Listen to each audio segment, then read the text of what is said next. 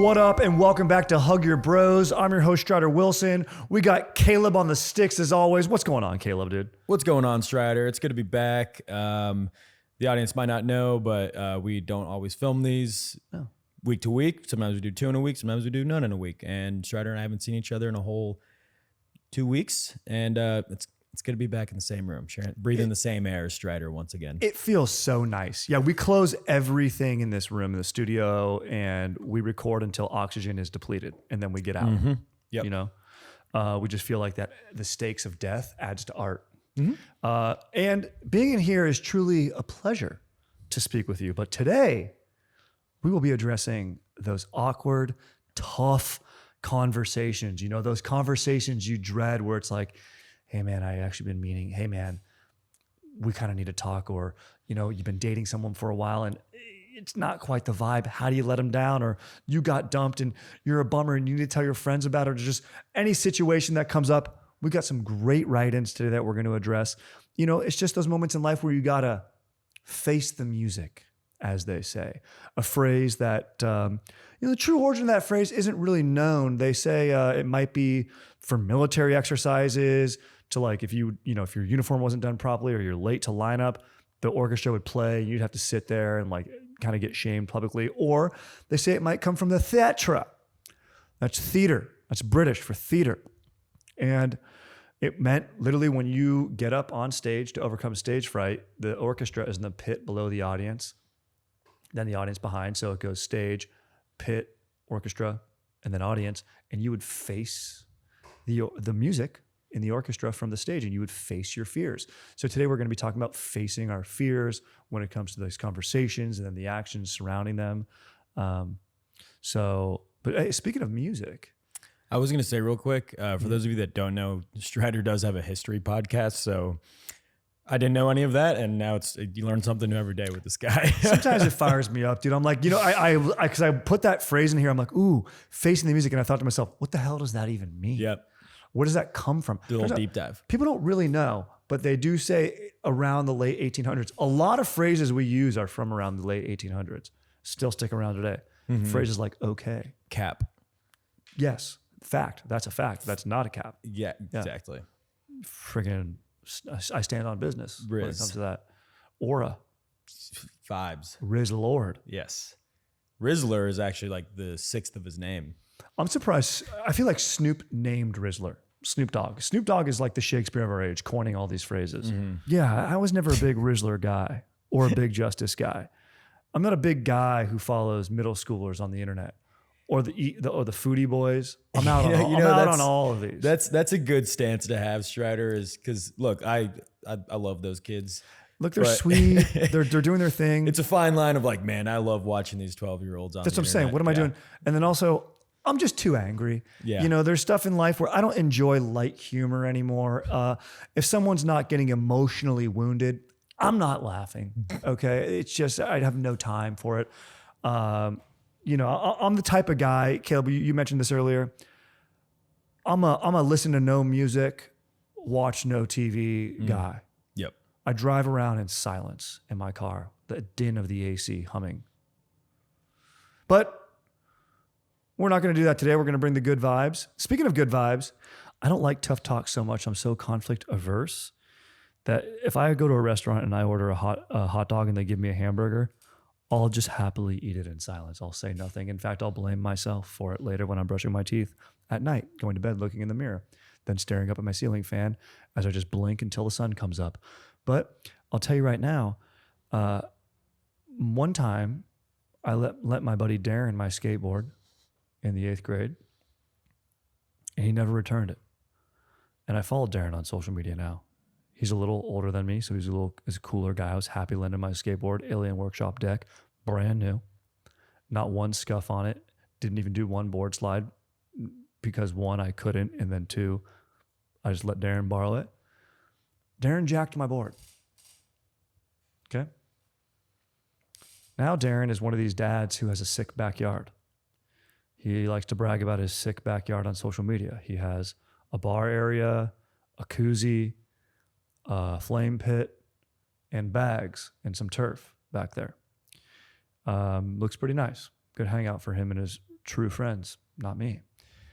And in Darren's backyard pit as decor in his chill area, he's got some sick, he has like sort of an inside outside sort of vibe to it, an outdoor TV, and it's protected from the weather. But on the wall is some decor. You might find up there, you know, a nice ceiling plant, nothing too different from what we have here.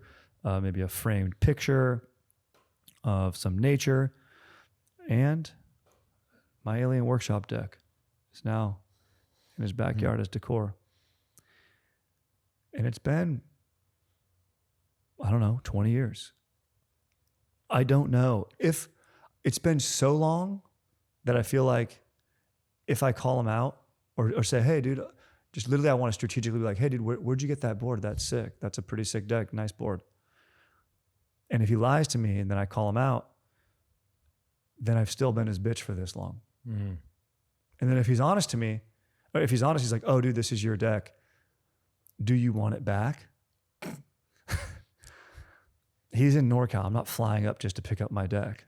So I really don't want it back. I don't even know what I want as a person. You want the acknowledgement, but you don't want him to, you don't want to be the one to instigate the acknowledgement. I don't want my wife to find out I'm getting on this guy's bitch. Really, I don't want anyone to, I shouldn't have even shared this. No one should find out, but this was just therapeutic for me. You want him to call you up and be like, hey man, it's been getting under my skin that like, I've been passing off this board of yours as my own. Yeah, bro. But that literally is never going to happen. It never will happen in a million years, dude. And I don't even skate anymore. I don't need a deck. Yeah.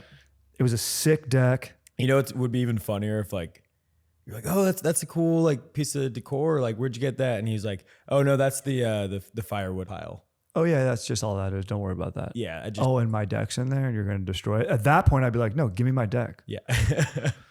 So, you know, I'm just his bitch. Maybe if someone keeps a belonging of yours for over 20 years, do all your things belong to that person now? I think it's kind of like lending a book to someone. They say like, don't lend a book to someone that you want back. That like you'd be okay with leaving your library essentially. And I think anything you give up, if you don't hit them up like if it's been a year, I think it's out. It's gone. It's gone. You're so right. It is more his than it is mine at this point. And I made a mistake. You're right. I need to acknowledge my mistakes. I gave him something. I gave him a device for escape from me. Look, I shouldn't have lent him that. He's not, you're the dad. He's the dad that stepped up for that board. Yeah, you're right. He's been a caring father for that board. Wait, you abandoned your child. Yeah. So I don't really know what you're all mad about. Like, and I think he was always intending to use it as decor because the deck is still pretty intact. Like there's not that many scuffs. Yeah. From what I can tell on social media as a wide shot. Or he's just a really great boarder. And that's true. Scuff it up. And he only grinded. Yep. He never did board slides. He's like, I will only grind and go through my trucks. Yep.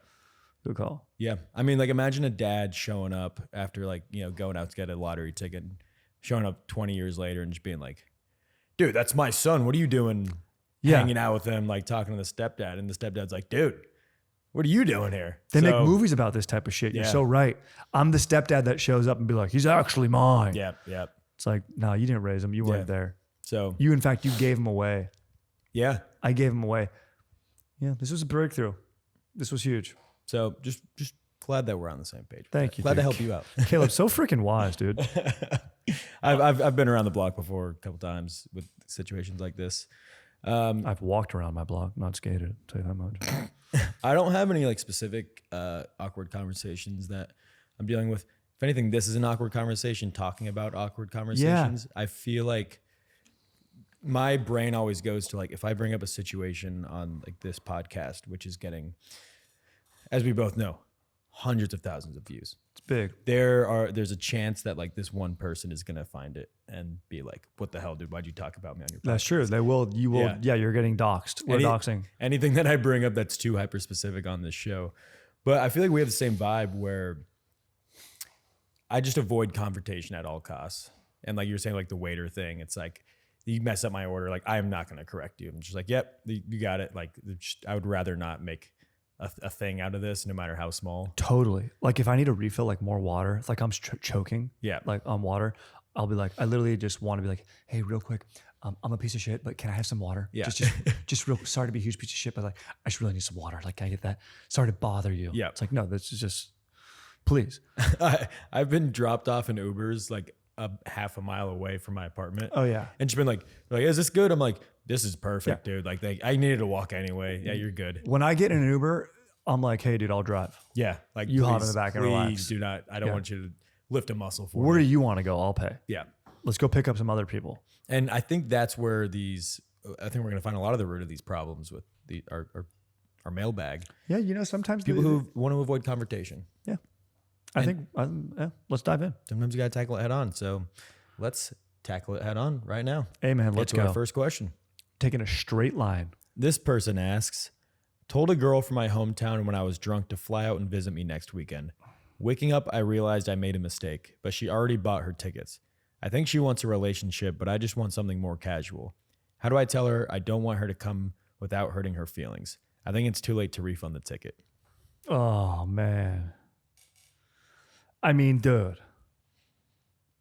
It's one of the worst things you can do is invite someone out. This is what happens when you get hammered and you get this is the danger. This is the double-edged sword of horniness. Horniness, it can be a driver of ambition and make you achieve great things, and you want to put a roof over your head and groom and look good, but it can also make you say silly things. One of the worst things you can do is request that someone fly out to your city and not really mean it. Then the worst thing you can do is once you don't mean it, still have that person come out, follow through with that. And then the third worst thing you can do is not actually then be honest with that person and let them know how you feel. So you can't, you've made mistake one. You can catch yourself at mistake two. You gotta confront her. You gotta tell her, hey, look, my bad. I was a horny little bad boy. I was being a naughty little bad boy, and I think I've come to realize I'm just a bad boy, and you tell her I will pay for the ticket. My bad.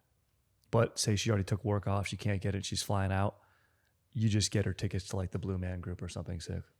So, something else in town that you're like, trust me, you're going to have way more fun here than you would with me. Something that's like a solo good time to go do. Yeah. Like good seats, like a dinner theater seats to go see one battle after another. Yeah. Pretty sick. Yeah. It's limited edition VistaVision run. You can only see it at 3 theaters in the world. Might be a celeb pop-in. You don't know. Really sell it to her. Yeah. Maybe tell her, hey, they're doing a haunted hayride in whatever local park that they're doing. It's Halloween Town. I don't know. But yeah, you gotta tell her, man. And then in the future, if you really mean it, you straight up buy the ticket. Okay? Because then you'll get the points. I think there's something so funny about like being shocked that somebody like does something when you ask them. Because there's a lot of like performative asks, like, hey, you should do this, like in this like flirtatious relationship, and like you're kind of hoping that they don't follow through on it, but like sets the precedent that you want something like that. But it is hilarious to be like, oh my God, I didn't think they were actually going to do what I told them to do. You're like, oh, you did that? Yeah. Oh. What gave you that idea that I wanted you to come out here? You said it, so I did it.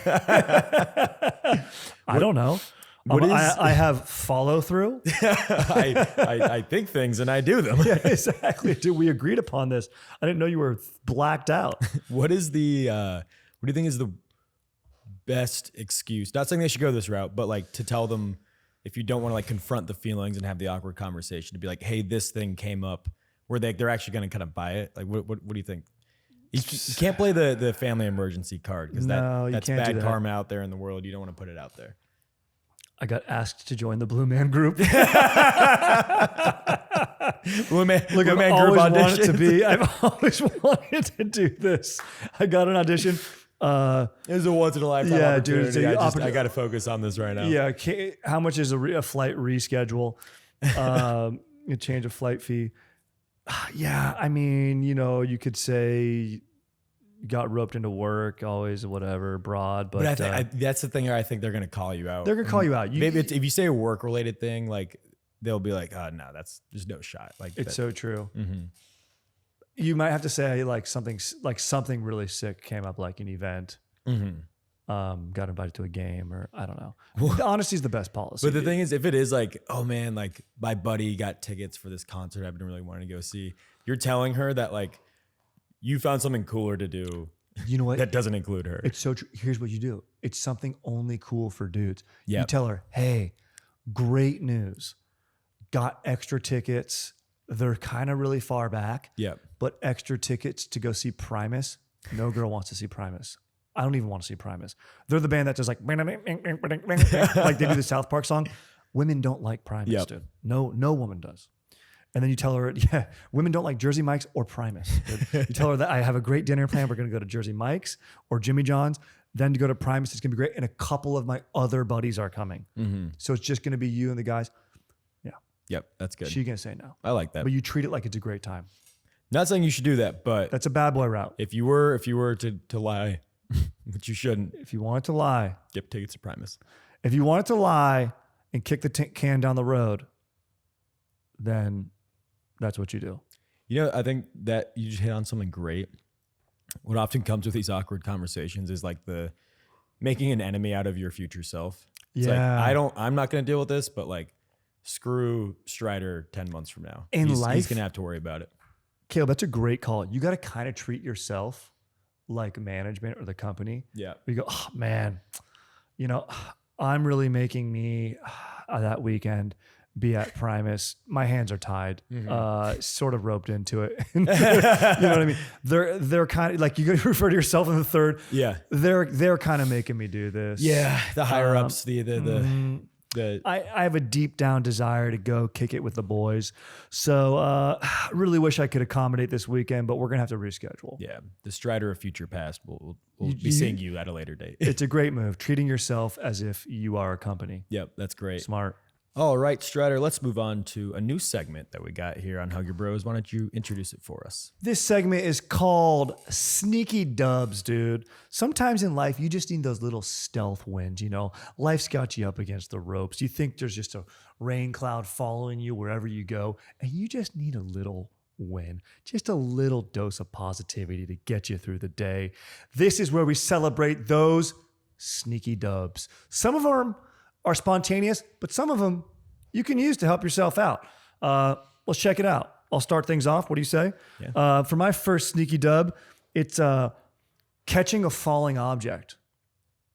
Boom, like in Ronin, when Skarsgård snags the mug, bonus points if it's liquid. If someone drops it, boom, you catch it. That's huge. That's another good one that can like, if it's something that you dropped, but you get like a nice snag, it's like, you could have been a total dunce of the party, but you redeemed yourself. And like, that's even cooler than even making the mistake in the first place. Unbelievable. And it's like, it's ninja reflexes. It's like, dude, you didn't realize I have that. Don't come at me. I got one in here that's kind of similarly athletic based, but making the trash basketball shot on the first try, we do it all the time. Just boom. Absolutely huge. No one sees it. It's a moment for you. It's pure integrity and maybe a nice little, fuck yeah. And bonus points if you said Kobe when you shot it. Absolutely. Yep. Absolutely. You should always be doing that. It'd Yep. be remiss of you not to say Kobe before you shoot anything. Making a baby laugh in front of a MILF. That's a 2-for-1 special. That's huge. Doing anything cool in front of a MILF, great. Making a baby laugh, also just brightens your day. It's nice. They smile at you. You're like, man, humanity, you're connecting. It's nice. And then a MILF sees that, always better.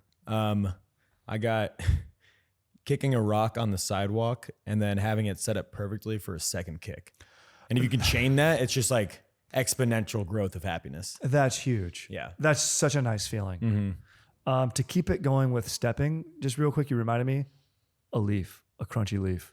Oh, If you get a crunchy ass, like you have a dry leaf and you Yeah. step on it, that's a nice feeling. that dude. is like, you saw that visceral reaction I had. Just Yeah. like, I think every, Just that.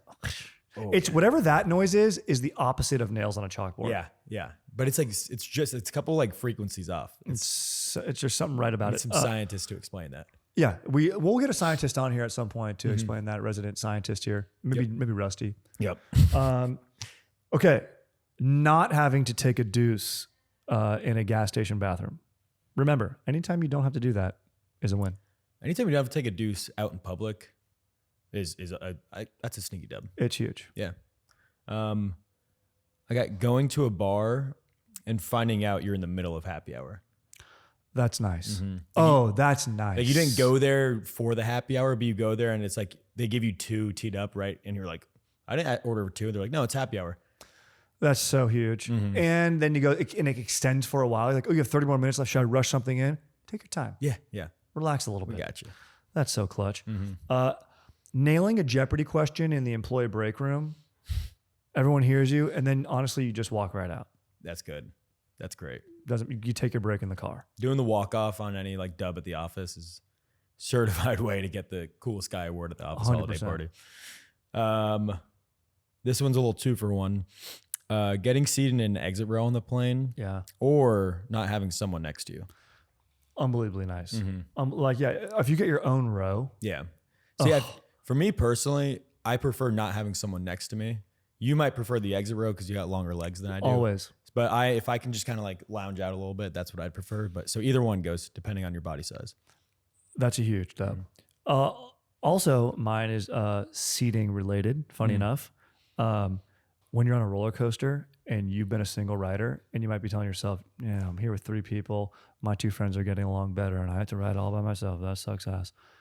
The dude, when you pull back up, it's another single rider. Yeah. So you get to stay seated. You look and you go, oh, is it chill? And then the guy actually is like, oh, it's fine. Go ahead and stay. You ride the roller coaster twice.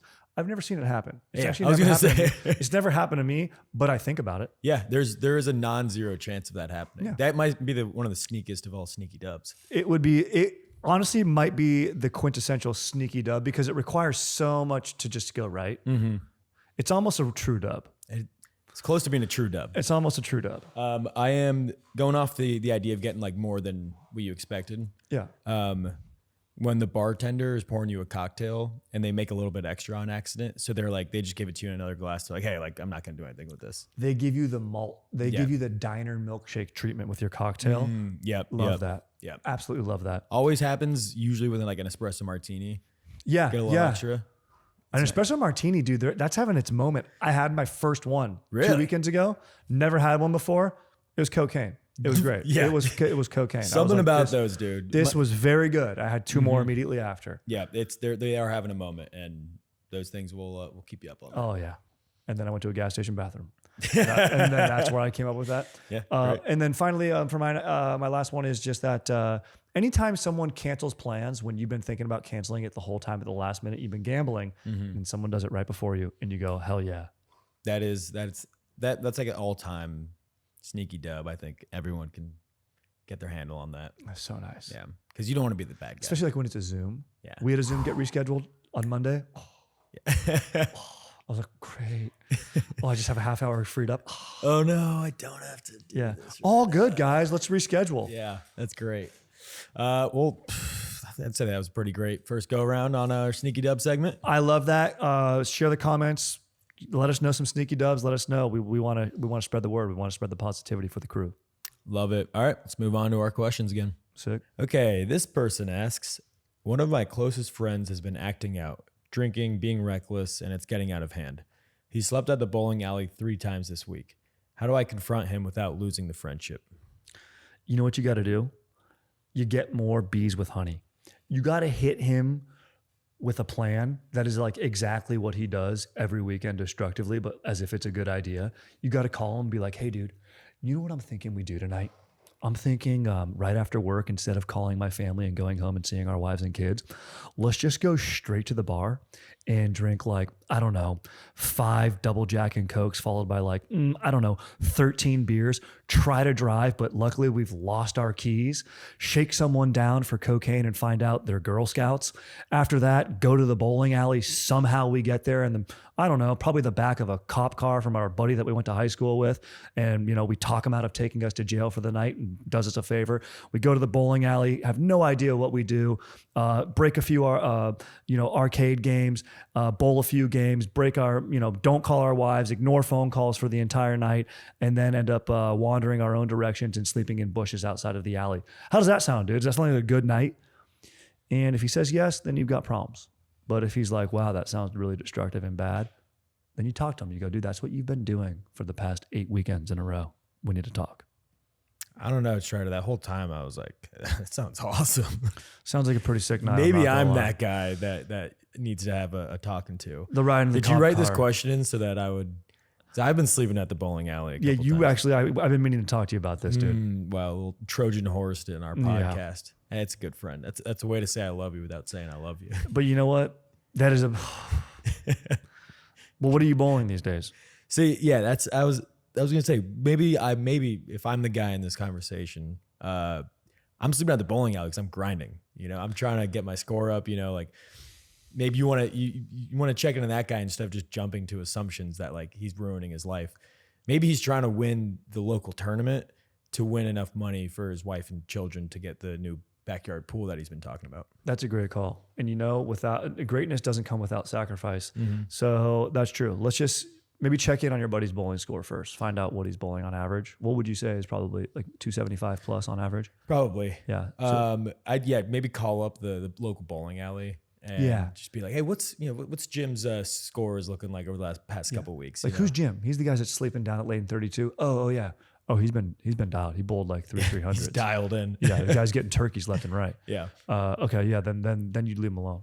I don't think you confront him. I think you confront him by joining him on his escapades. Yeah. And see, maybe bowling alley is just a great hang. It's one of my favorite vibes. It's where I like to have all of my birthday parties by myself. Me and one other magician, and I just make him explain his tricks to me as I bowl. All right, let's move on.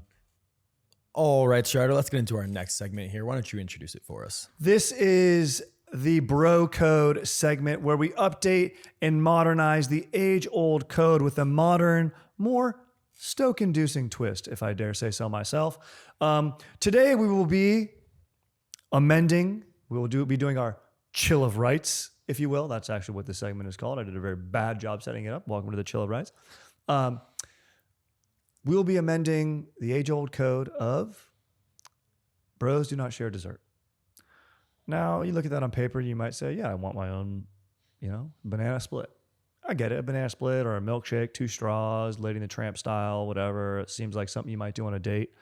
But I would go as far as to say, what do you do on your birthday? Eat the whole cake yourself? Jackass? Do you? You get a whole pie for yourself? What are you going to do? Shove it in your face? What are you going to go spread your butt and sit on it? No, you're going to share it. So I would like to amend this to bros do not share frozen desserts. Everything else, A-okay.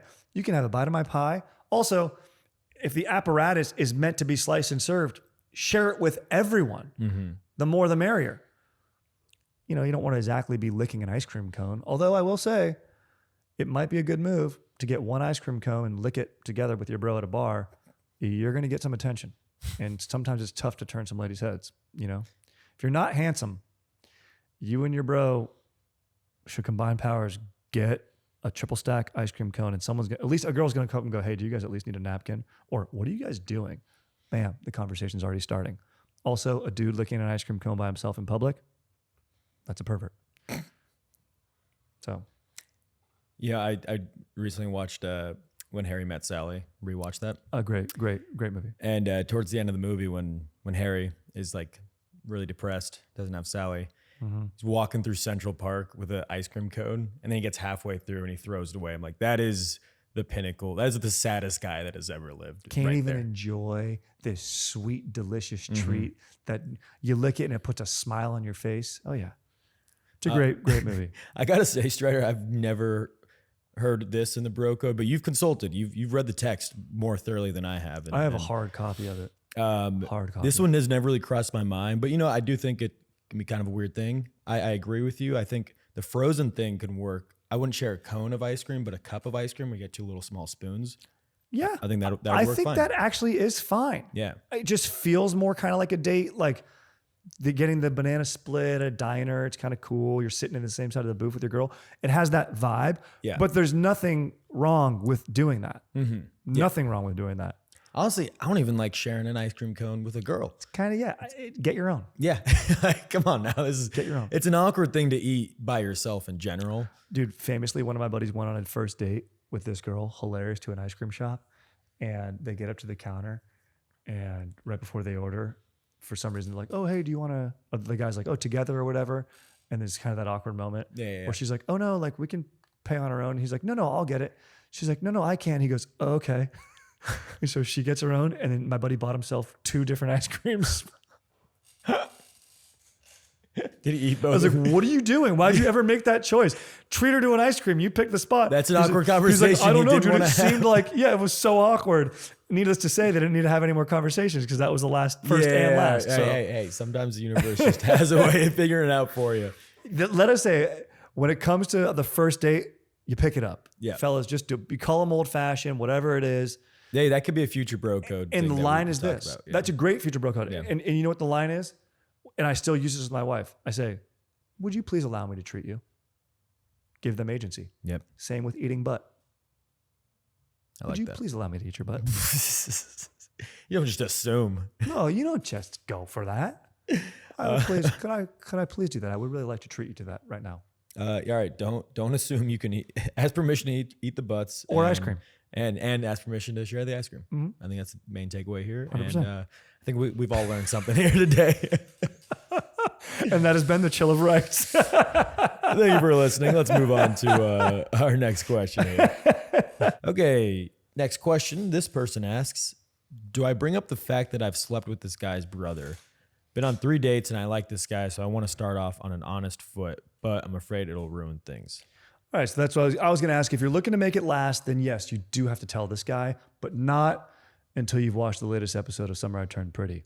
And then you find out if the dude is Team Jer, and if he is, you're in the clear. Could you this is probably the 3rd week in a row you've brought up Summer I Turned Pretty. I'm really upset. And you're every time you're like, oh no, it's not a good show, but like I've just really been engrossed on the lore and I keep on bringing it up, so I have to ask, what? Yeah, it's lame. Whatever, you know what I mean? I don't know. What is the Jer? Who's so, you know? Explain the Edward and Jacob dynamic going on. So, here it is. Here's the tea. Isabel, aka Belly, grew up with the Fisher brothers, and then their mom passed, total saint. And their mom knew that Belly would always end up with one of her sons, Conrad. Her and Belly are like end game, bro. But Conrad, you know, he kind of didn't treat Belly right. Things fizzled out. He went to medical school, got distracted, wasn't the guy that he needed to be for Belly. And in time, Belly ended up falling for Jer. Okay? That's Conrad's younger brother. They're supposed to get married. Everyone was like against the wedding, but of course they have a loving, supportive system around them. So people did step up and have their backs. But in the end, Conrad did confess that he still had feelings for Belly, and that really put a wrench in the plans. Belly was totally off on her wedding day, and it even threw off Jer, who eventually ended up calling off the wedding. But here's the thing. If this guy is Team Jer, it really isn't the fact that Conrad slept with the sister, because Jer knew that. Jer knew, not the sister, with Belly, his fiance. Jer knew that Conrad and Belly obviously were together. It was only until Conrad confessed, hey, I'm still into your friggin' now wife. Dude, awkward. But it's still weird for this girl to be like with 2 brothers. But Gen Z loves it, dude. And people are okay with it. So if he's okay with it and he's Team Jer is what I'm saying, which Jer was okay with it up until the confession. And if the older brother or the brother that whoever this girl slept with has moved on, then you're fine. But you do have to be honest. So they made 3 seasons of this storyline? Oh, yeah, bro. That's oh, yeah. insane. Dude, it's terrible. Dude, it's so dumb, dude. Like, to me, it sounds like if they made the Ryan Gosling movie. Oh, Notebook? To me, it sounds like if they made The Notebook into like a 3-season movie or show arc. It's sort of like that. And then also a movie that is coming out. And it has like like a sneaky incestuous type thing to it. Yeah. It's hey, teach their own. And it's not really incestuous, but This is frowned upon. It's You're frowning. It doesn't quite go like White Lotus season 3 with it. No, it doesn't. No, Okay, exactly. cool. It's no HJ, but it will make a grandpa go, and damn it. Yeah. Yeah, damn it. You know, And like stupid kids. I believe last time we discussed the show, you explained to me how like the mom speaks to them in a ghost like form. Yeah, she's a ghost. Yeah. So she's like, I'm all for it. Well, you guys should just share. And there's a letter. Yeah. Dude, honestly, bro, just a 3-way, bro. Let's legit. You know what I'm saying? Why not? Hey, it's 2025. Yeah, bro. And Belly does go to Paris, dude. Goes to Paris, which there's a famous structure there. That's all I'm saying, dude. Is that where the movie's gonna take place? Oh yeah, they're gonna do the movie. It probably will have to start in Paris. Yeah. Okay. Yeah. I'll watch that. I like any movie set in Paris. Yeah. We should go together. Yeah. Midnight in Paris. Great movie. Owen Wilson. Morning in Paris. They never made that one. I wonder, is Leon the Professional, is that in the United States? He's just a French assassin, but maybe they're in the United States. There's definitely a better Paris movie. Oh, famously, bro, 28 Weeks Later, when the zombies get to Paris. I never watched that one. I just spoiled it for you. My bad. Well, I'm It's pretty good. It's still worth a watch. yeah. Okay. The opening sequence is the best because Danny Boyle directs it. Dude, we talk about Danny Boyle a lot. I So know. I turn pretty a lot. I have He's our seen the boy, opening dude. sequence a lot. That's the best sequence. Yeah. What's another great Paris movie? Come on. We can't just end on that.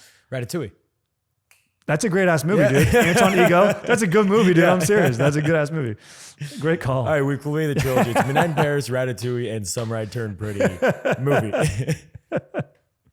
Add that to your watch list on Letterboxd.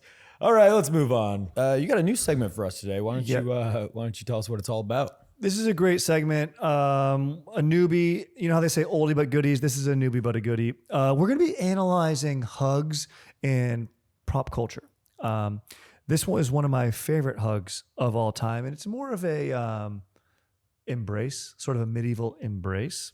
And this comes from one of my favorite films, Braveheart. Caleb, would you please indulge us with a clip here? Absolutely. You'll see here we have the Scottish, led by William Wallace, classic full on out charge. Are we going to do this? Are we going to frickin' do this or what? Then there it is. You see this? That's the wrist embrace and then the neck. Okay, go ahead and pause there. That's perfect. The classic neck embrace, the loving gesture of saying, I see you. We are brothers. In the promise of false lands and false hopes by this evil king will not put us against one another. So this is a moment, and this embrace, to dissect it, isn't one of those bring it in or I love you, man, or it's been a while. It's one of those of we're brothers and I see you for who you are and I understand your cause and it is greater. It is putting oneself, it's putting the whole above the individual.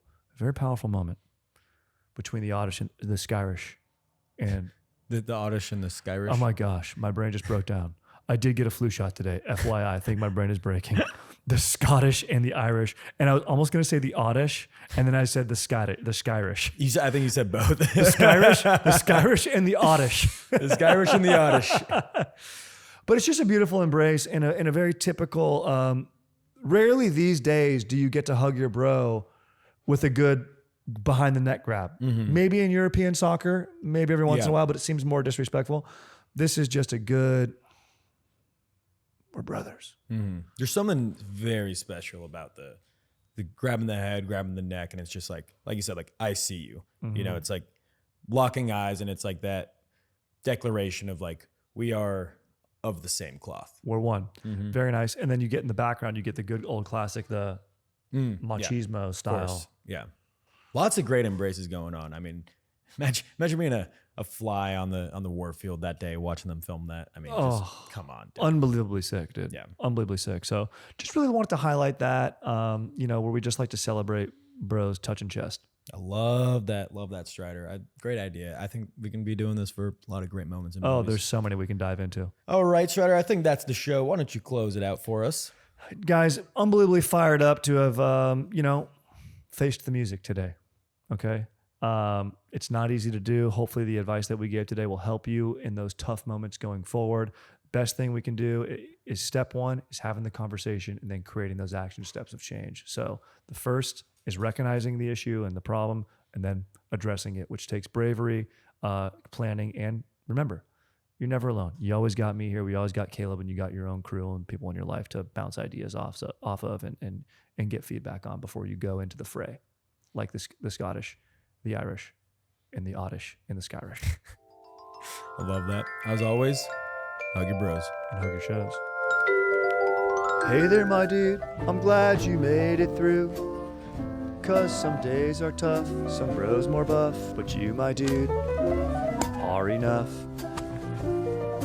So let's post up and chill for a few. Answer a phone call or two. At Hug Your Bros, that's what we do. Oh, what up? Thanks, Caleb. All right, later, dude. Sick. Oh, this is a sick-ass cardigan. Thank you, dude. So whether you're crushing it or feeling not so legit, let it all go and hug your bro.